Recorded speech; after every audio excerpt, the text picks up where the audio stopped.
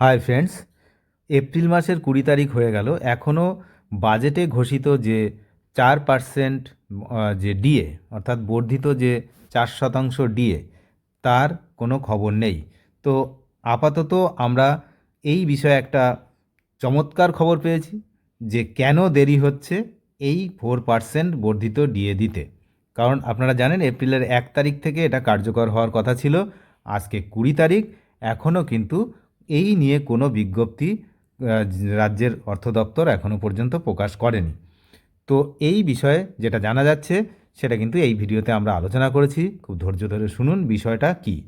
ভোটের আগে খুব চাঞ্চল্যকর বিষয় এটা, যে বাজেটে রাজ্য সরকারি কর্মীদের জন্য যে ডিএ বৃদ্ধির ঘোষণা করা হয়েছিল ফেব্রুয়ারি মাসে, আর 4% ডিএ বৃদ্ধির ঘোষণা করে সেই সময় কিন্তু করা হয়েছিল, আর বলা হয়েছিল যে এপ্রিলের 1 তারিখ থেকে কার্যকর হবে।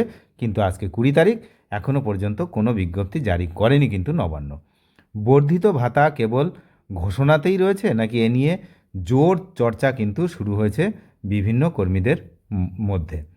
কেন এখনও বিজ্ঞপ্তি জারি হলো না এই বিষয়ে এখন এই মুহূর্তে সবথেকে লেটেস্ট আপডেট, তাও নির্বাচনের আগে, খুবই চাঞ্চল্যকর। কর্মচারীদের বর্ধিত হারে ডিএ দিতে অনুমতি চেয়ে রাজ্যের যে মুখ্য নির্বাচনী আধিকারিক সিইও তাকে চিঠি দিয়েছে রাজ্য সরকার। বিষয়টা বুঝতে হবে যে এখন যেহেতু ভোটের আবহ চলছে, নির্বাচনের যে বিধিনিষেধ সেসব রয়েছে, তাই কর্মচারীদের এই যে 4% ডিএ যেটা ঘোষণা করেছিল, তো সেটা দেওয়ার জন্য রাজ্যের মুখ্য নির্বাচনী আধিকারিককে চিঠি দিয়েছে রাজ্য সরকার ইতিমধ্যে। কারণ বাজেটে ঘোষণার পরও ভোটের মাঝে ডিএ বাড়াতে কমিশনের কাছে অনুমতি চেয়েছে নবান্ন, তবে এখনও কমিশনের তরফ থেকে কোনো সবুজ সংকেত না মেলায় এই নতুন যে 4% ডিএর বিষয়টি কার্যকর করা যাচ্ছে না। আশা করি সবার কাছে ক্লিয়ার হয়েছে বিষয়টা, যে কথাটা কিন্তু এতদিন গোপন ছিল। এখন জানা যাচ্ছে যে এই কারণে কিন্তু এটা দেওয়া যাচ্ছে না। তো বাজেটে ঘোষণা হয়ে যাওয়ার পরও কেন ডিএ দিতে নতুন করে কমিশনের অনুমতি চাওয়া হচ্ছে সেই নিয়েও চর্চা কিন্তু শুরু হয়েছে কর্মচারী মহলে। সূত্রের খবর, ডিএ দিতে অনুমতি চেয়ে রাজ্যের মুখ্য সচিবকে লেখা চিঠি দিল্লি পাঠানো হয়েছে। নির্বাচনী বিধিনিষেধ কার্যকর হওয়ার পর মুখ্য সচিব, থানার ওসি সহ আরও একাধিক বদল এনেছে কিন্তু কমিশন। এক্ষেত্রে ডিএর বিষয়ে মুখ্যমন্ত্রীকে এক প্রকার না জানিয়েই কমিশনের অনুমতি চাওয়া হয়েছে বলেই মনে করা হচ্ছে।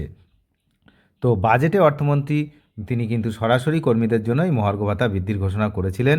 বাজেট ঘোষণায় জানানো হয়েছিল এই বর্ধিত ভাতা কিন্তু এই যে নতুন অর্থবর্ষ তার 1 এপ্রিল থেকেই কিন্তু কার্যকর হবে। যেটা বর্তমানে রয়েছে 18%, সেটাই 4% যদি বৃদ্ধি হয় হবে হচ্ছে 22%। আর এপ্রিল মাসের বেতনের সঙ্গেই সবাই পাবেন, এই বিষয়টা কিন্তু তখন থেকে বলা হয়েছিল যে এপ্রিল মাসের বেতনের সঙ্গেই সেটা পাবেন। কিন্তু এখনও সেই বিষয়ে কোনো বিজ্ঞপ্তি সামনে আসেনি, এই জন্যই হচ্ছে আশঙ্কায় রয়েছে কর্মচারী মহল। আর মুখ্যমন্ত্রী কিন্তু সম্প্রতি বলেছেন যে খুব শীঘ্রই এই যে 4% ডিএ সেটা কিন্তু কার্যকর হবে, কারণ গত শনিবার তিনি একটি নির্বাচনী জনসভা থেকেও কিন্তু সেটা বলেছেন। তাহলে সব যখন ঠিকঠাক রয়েছে, আরও 4% ডিএ দেওয়া হবে এটাও মুখ্যমন্ত্রীও বলেছেন, এর জন্য অনুমতি চাওয়া হয়েছে। আর বাজেটে ঘোষণা যখন হয়ে যায় তখন সেইটা দিতে সমস্যা খুব একটা হয় বলে কিন্তু মনে হচ্ছে না, কারণ ঘোষণাটা বাজেটে হয়েছিল, তখন নির্বাচনী যে বিধিনিষেধ সেটা চালু হয়নি। তাহলে ডিএ দিতে সমস্যাটা কোথায়, এটাই হচ্ছে বিষয়। আর কমিশনের যেহেতু অনুমোদন এখনও আসেনি, তো সেই অনুমোদন কবে আসবে সেদিকেই তাকিয়ে রয়েছে কর্মচারী মহল এবং নবান্ন। নবান্ন এই যে যদি যে নির্বাচন কমিশনের পক্ষ থেকে যদি সবুজ সংকেত পায়, তাহলে কিন্তু এই 4% যে বর্ধিত ডিএ সেটা কিন্তু বেতনের সঙ্গে যুক্ত করার প্রক্রিয়া তারা শুরু করবেন। অনেক ধন্যবাদ শেষ পর্যন্ত দেখার জন্য। চ্যানেলে নতুন হলে নিয়মিত আপডেট পেতে অবশ্যই চ্যানেলটিকে সাবস্ক্রাইব করে সঙ্গে থাকবেন। Thank you.